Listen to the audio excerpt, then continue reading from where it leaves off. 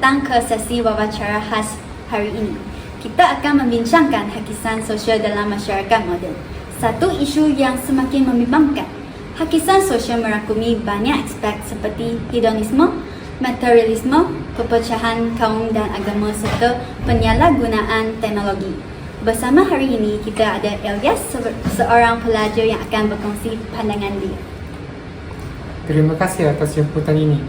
Saya berbesar hati untuk berkongsi pandangan mengenai isu yang semakin kritikal ini. Baiklah, mari kita bincangkan fenomena hakisan sosial ini.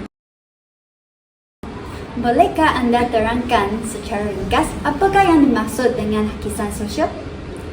Hakisan sosial merujuk kepada kemerosotan nilai-nilai moral, budaya dan etika dalam masyarakat.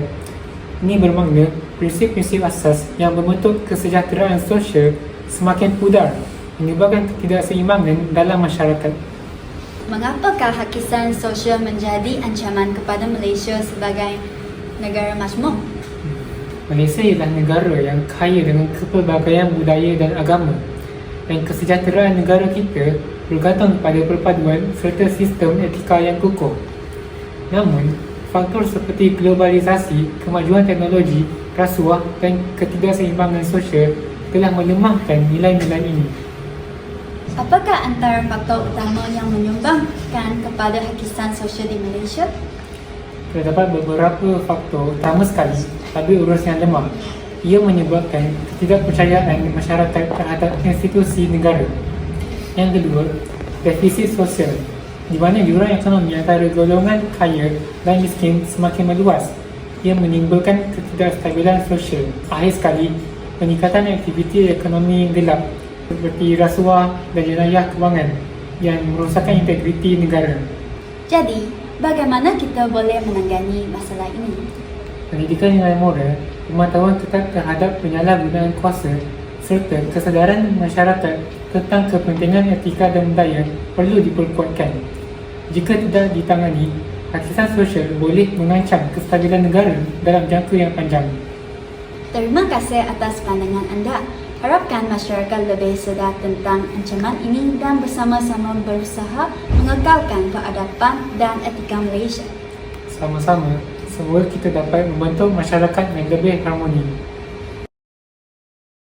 Kita sering melihat bagaimana budaya hedonisme dan materialisme semakin berakar dalam masyarakat, terutama dalam kalangan generasi muda. Mengapa fenomena ini berlaku dengan secara meluas? Salah satu punca utama ialah pengaruh media sosial dan iklan yang mempromosikan gaya hidup mewah dan keseronokan tanpa batas. Jenama terkenal sering menggambarkan kekayaan sebagai simbol kejayaan, menjadikan ramai orang terdorong untuk mengejar kemewahan tanpa memikirkan nilai sebenar kehidupan. Selain itu, perubahan dalam nilai masyarakat turut memainkan peranan. Jika dahulu, masyarakat lebih menitikberatkan kesederhanaan dan kebersamaan, kini semakin ramai yang mementingkan kepentingan diri dan materialistik. Bagaimana semua ini mempengaruhi generasi muda dan masyarakat secara keseluruhan?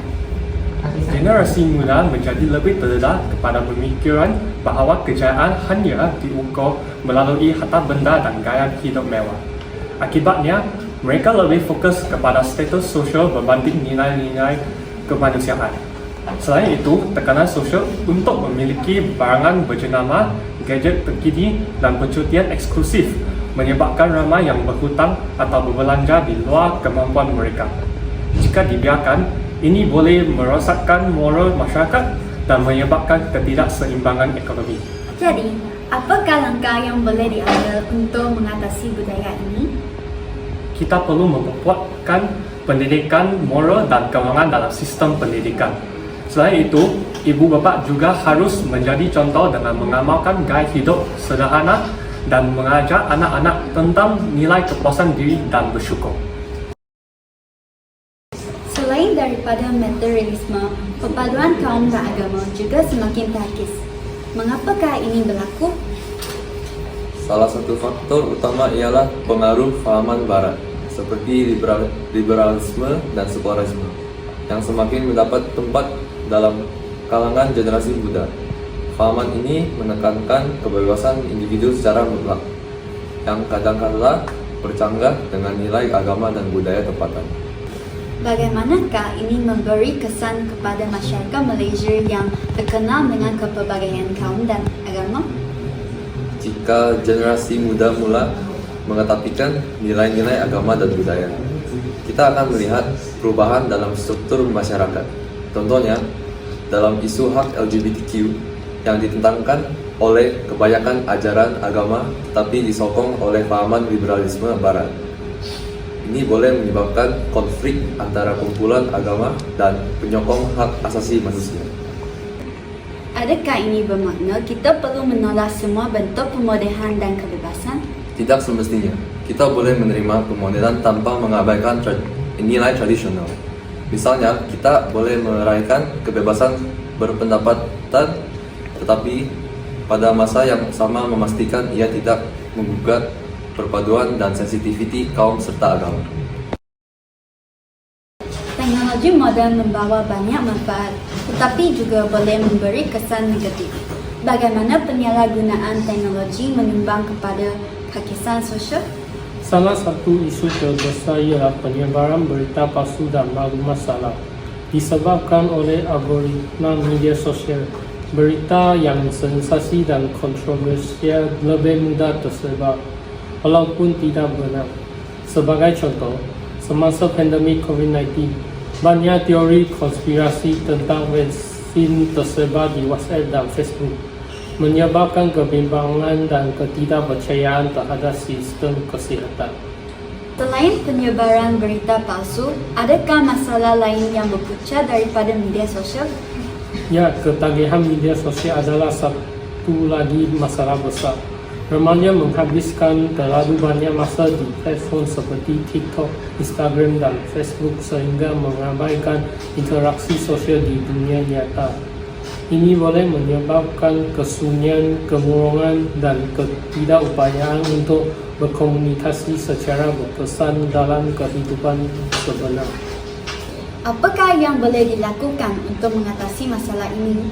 Pendidikan literasi digital perlu diterapkan dalam kurikulum sekolah supaya masyarakat lebih kritikal dalam menilai maklumat.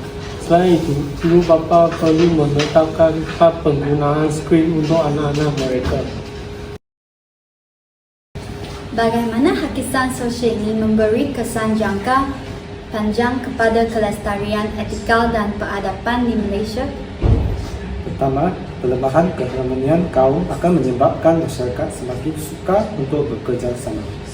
Kedua, budaya hedonisme dan konsumerisme boleh menyebabkan masyarakat lebih tamak dan kurang menghargai nilai kerja keras.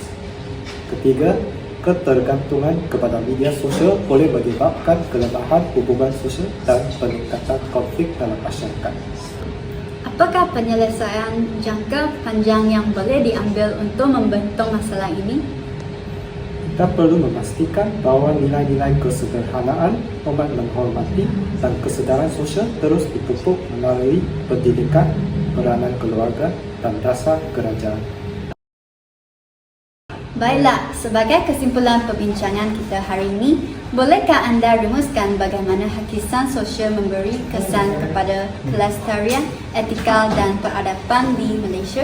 Sudah tentu hakisan sosial membawa kesan besar kepada kelestarian, etika dan peradaban di Malaysia.